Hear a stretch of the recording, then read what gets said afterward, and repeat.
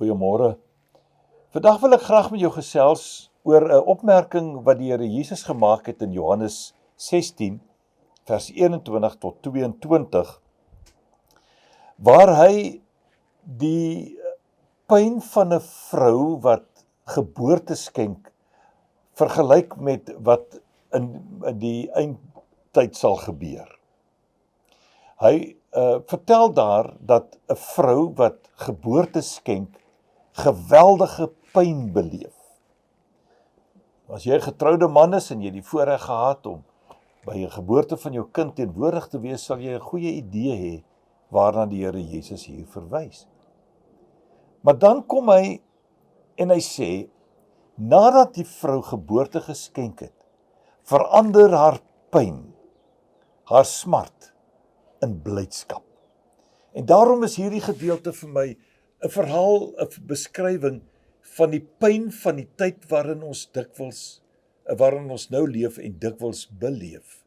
Die swaar kry, die uitdagings waarmee ons te doen het, kan dan volgens die Here Jesus vergelyk word met die uitdagings waarmee 'n swanger vrou en dan veral 'n vrou tydens geboorte te maak het. En dan die uitkoms, na sy wederkoms gaan dinge volgens die Here Jesus heeltemal anders wees. Dit gaan vir die mens wat gered is, wees soos 'n vrou wat geboorte geskenk het en nou die vreugde van hierdie geboorte, hierdie toevoeging tot haar gesin, kan vier met blydskap. Wat die Here Jesus dis vir ons wil sê is, daar lê vir ons 'n mooi toekoms voor.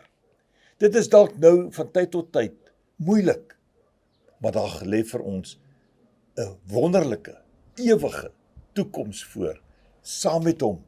En dan, in die lig daarvan, kan ons maar gerus die moeilike en die hartseer van die huidige aanvaar.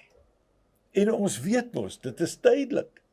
Daar lê vir elkeen van ons 'n mooi toekoms voor in die Here. En daarom sê ek dit graag dikwels vir mekaar, vir mense, vir myself. Die beste lê nog voor. Mooi dag.